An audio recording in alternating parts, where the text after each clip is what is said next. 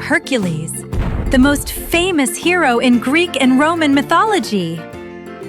Today, I'll tell you how Hercules was born. Hercules was born to Zeus and Alcmene. Alcmene was married to Amphitryon. Zeus was completely smitten with Alcmene, who already had a husband, and kept gazing at her with admiring eyes. Even though he already had many wives, he coveted another woman.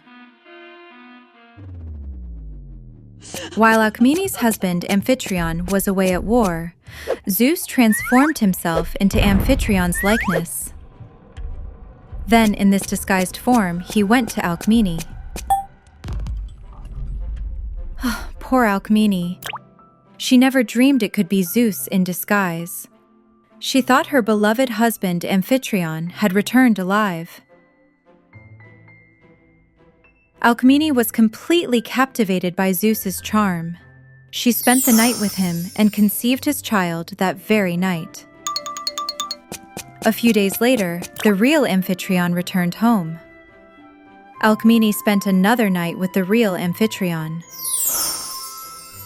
Thus, Alcmene became pregnant with both Zeus's child and Amphitryon's child at the same time. As time passed, the beautiful Alcmene gave birth to two great sons. The children born then were Hercules, son of Zeus, and Iphicles, son of Amphitryon. From this day forth you shall be called Hercules. When Hercules was born, Zeus named him Heracles.